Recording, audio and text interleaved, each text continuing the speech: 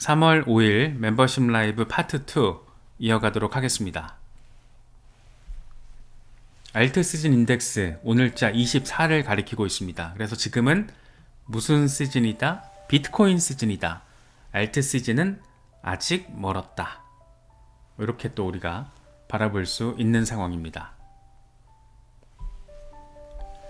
알트코인이 빠르게 움직이고 있다. 토탈3가 1시간 만에 2% 상승했다. MACD에서 강세 다이버전스까지 나왔다. 배후에서는 뭔가 큰일이 벌어지고 있는 것 같다. 근데 이렇게 딱 분석이 나오고 나서 이제 관세 이슈와 상원, 디파이 관련 철회안이 통과가 되는 그런 긍정적인 재료들이 또 더해지면서 진짜 배후에서는 우리가 모르는 뭔가 그런 일들이 벌어지고 있다. 그런 부분들도 함께 느낄 수 있습니다. 애쉬 크립토 불마켓과 알트 시즌이 다가오고 있다. 지금 흔들려서는 안 된다. 이게 참 재밌는 게 2020년의 흐름과 지금의 어떤 흐름이 상당히 거의 똑같다라고 바라봐야 되나? 뭐 그런 생각이 좀 들죠. 기존의 저항선을 뚫고 올라갔다가 지지라인으로 전환하는 과정일 뿐이다라는 거. 전환할 과정일 뿐이다라는 거. 이런 부분들을 우리가 또 비교를 해서 긍정적으로 조금 의미를 뽑아내자라면 그렇게 또 바라볼 수 있기 때문에 너무 털리기 쉬운 상황이기도 한데 사실 펌핑도 같이 나오고 있잖아요. 덤핑만 나오면 사람 진짜 미쳐버리는데 펌핑과 덤핑이 지금 반복되고 있고 그 중심에 트럼프가 있잖아요. 정말 무슨 글로벌 코인 리딩방 방장 같아요. 리딩방은 불법이잖아요. 그런 거 하면 안 되는데 너무 약간 그래 버리니까 이럴 때는 뭐 답 없습니다. 그냥 이런 상황을 잘 활용하면서 당하지 않게끔 노력하는 것 말고는 방법이 없는 것 같아요. 마이클 반데포페 이번에 다시 한번 패닉에 빠져서 매도해서 안 된다라는 걸 느꼈다. 우리는 무역 전쟁 그리고 실제 전쟁 등 폭풍의 한 가운데에 서 있다. 암호화폐는 앞으로 대대적으로 채택된다라는 그런 큰 그림을 봐야 한다. 그 전에 저가 매수 기회가 온다라면 그냥 매수하면 된다. 덤핑이 만약에 나오면 그건 패닉셀을 해야 될 때가 아니고 저가 매수를 해야 돼. 왜냐하면 앞으로의 큰 그림이 있거든. 근데 이 큰 그림이 안 그려지면 어떡해? 라고 이제 의심을 하게 되면 이 시장은 어렵다라는 거죠. 그래서 그런 확신을 갖기 위해서 공부를 많이 해야 되는 것 같아요. 결국에는 그냥 매일 공부하고 투자자라면 투자자로서 그렇게 가야지 막연하게 이거 사면 오르겠지라는 오르고 있는데 더 오르겠지라는 그런 마인드가 얼마나 위험한지에 대해서도 한 번 더 느끼게 만드는 그런 멘트가 아닌가 생각됩니다. 이번 주에 알트코인 방향성을 가로지를 최대 이벤트는 백악관의 크립토 정상회담입니다. 이게 될 거예요. 현지 시간으로 3월 7일 3월 8일 아침에 우리가 일어났을 때 뭔 일이 벌어졌을까가 약간 뭐 기대도 되고 걱정도 되고 그러는데 어쨌든 트럼프 대통령 입에서 암호화폐 전략자산과 관련된 직접적인 멘트가 나올 가능성이 상당히 높잖아요. 그래서 그런 부분 어느 정도 수위로 나와주느냐가 관건일 것 같습니다. 아마 협상 테이블에 앉은 사람이 비트코인만 전략자산이 돼야 한다. 아니면 또 알트코인도 포함돼야 한다. 그런 어떤 토론이 펼쳐질 가능성이 높은데 그런 것들에 대해서 트럼프 대통령과 이제 트럼프 행정부의 핵심 플레이어들이 어떤 멘트를 또 제기를 하면서 정부 정책의 방향성을 제시해 주느냐가 그냥 3월 방향성의 끝장판이 아닐까라는 생각이 좀 들어요. 그만큼 중요하다라고 바라볼 수 있지 않나 싶습니다. 엘레노어 테렛이 열심히 또 일을 하고 있습니다. 아직 백악관 크립토 서밋 공식 초청장은 발송되지 않았다라고 한다. 소식통 2명한테 얘기를 들어보니까 초청자 명단은 기존 예상보다 규모가 작을 것이고 마이클 세일러 등 거물급 인사들이 포함될 거라고 한다. 20명에서 25명으로 구성된 이 모임은 백악관에서 원탁회의 방식으로 진행될 예정이다. 대통령 실무그룹도 포함될 거기 때문에 업계 초청자 수는 더 적을 것으로 예상된다.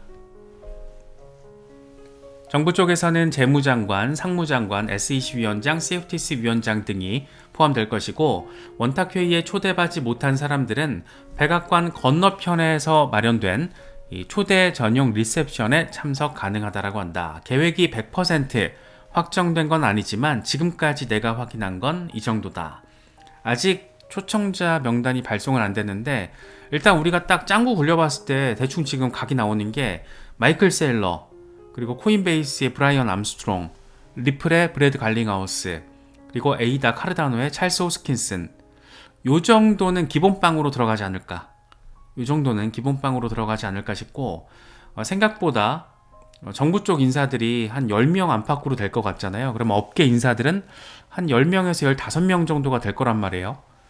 그러면은 거물급 중에 트럼프 행정부의 출범에 있어서 역할을 한 그런 프로젝트들 플러스 뭐 마이클 셀러 같은 약간 상징성이 큰 거물급 이런 사람들이 들어가지 않을까. 과연 어떤 얘기들이 나올까. 아마 예를 들면 브라이언 암스트롱 같은 경우에는 비트코인만 전략 자산이 돼야 된다라고 주장을 했잖아요. 나머지 알트코인들은 인덱스 펀드 비슷하게 만드는 건 좋지만 개별 코인들은 좀 그렇다라고 얘기를 했는데, 트럼프가 그런 주장들 그냥 눌러버리지 않을까. 일단 트럼프 본인 입에서 나왔잖아요. 어떤 사람인지 우리가 대충 캐릭터를 알잖아요. 그렇기 때문에 반대되는 의견을 나름의 논리를 가지고 눌러버리지 않을까. 그래서 이미 뱉은 말을 조금 더 구체화시키는 자리가 될 수 있으면 좋겠다 라는 생각이 드는 것은 꼭 기분 탓만은 아닌 것 같습니다.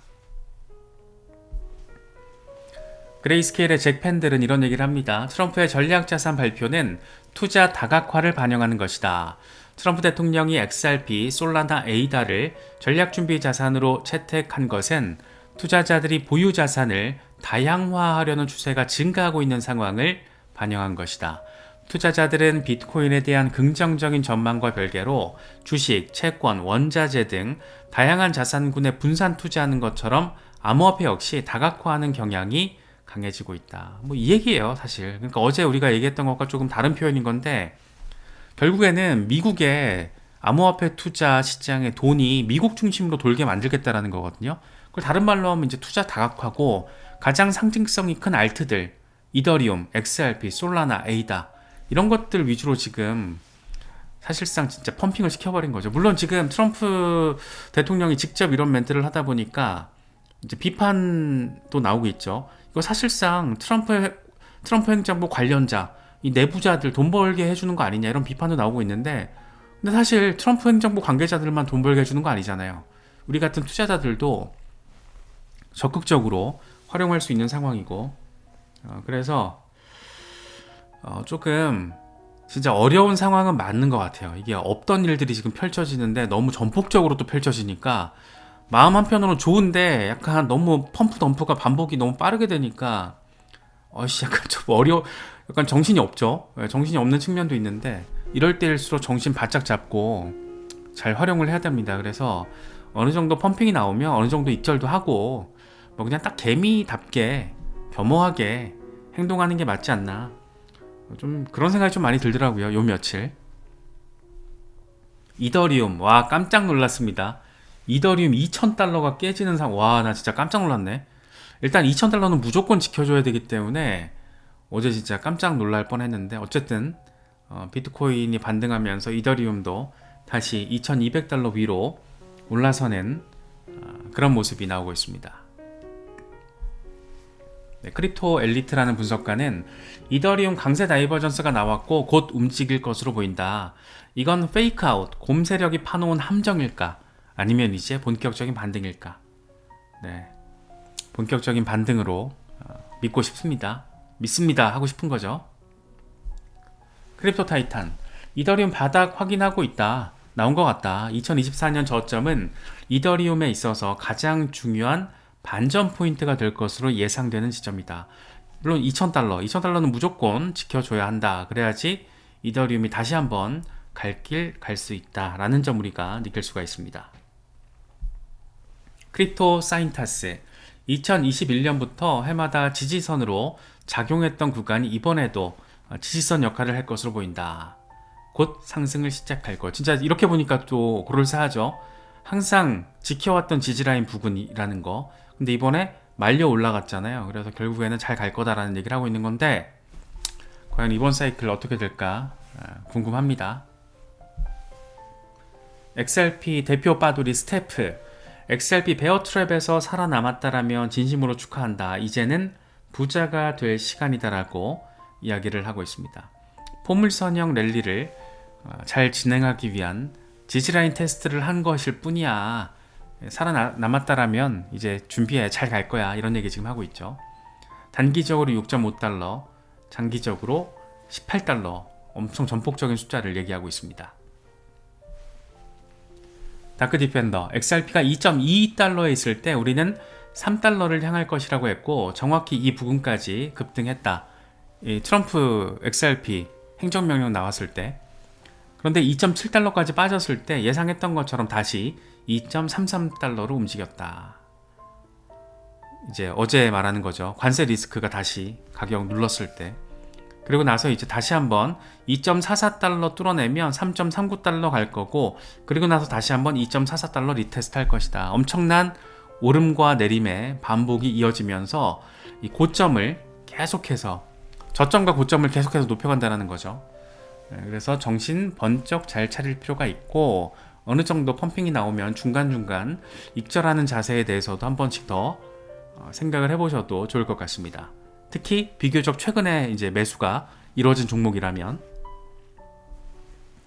라크 데이비스, 에이다 카르다노는 지금 암호화폐 최고의 차트 가운데 하나다. 모든 EMA 위에 지수 이동평균선 위에 지금 자리하고 있고 1.15달러를 돌파할 경우에는 불꽃놀이 펼쳐질 것이다.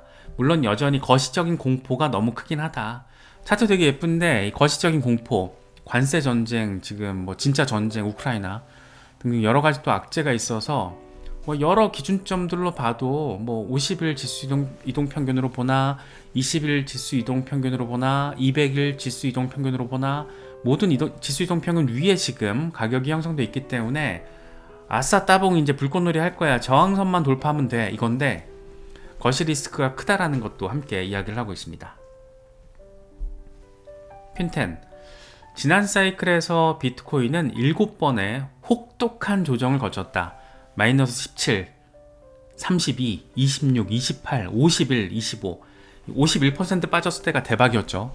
그때 이제 시장 다 끝났다라고 그랬는데 그럼에도 불구하고 항상 또 요만큼의 또 반등세가 나와주는 그런 시장이라는 거. 그래서 위험자산 시장 정말 위험하죠. 정신 바짝 차리고 안정적인 투자 스탠스가 뭔지에 대한 고민이 항상 필요한 것 같아요. 그러면서 이렇게 얘기를 합니다. 매번 하락은 끝처럼 느껴졌다. 폭락할 때마다 사람들은 약세장이라고 외쳤지만 비트코인은 계속 상승했다. 역사는 반복되지 않지만 리듬은 분명히 있다.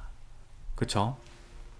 이번에 리듬 자체도 약간 너무 폭이 커서 이거 리듬 있는 거야 없는 거야 역사 바뀌는 거 아니야? 이런 생각도 들게끔 하긴 하는데 그럼에도 불구하고 정책 스탠스의 전환의 시작점이라는 걸 생각을 하면 아직 우리가 뭐 그렇게 쫄아가지고 약세장을 외치면서 거기에 동조될 상황은 아니지 않나, 뭐 그런 생각이 좀 개인적으로는 들기도 합니다.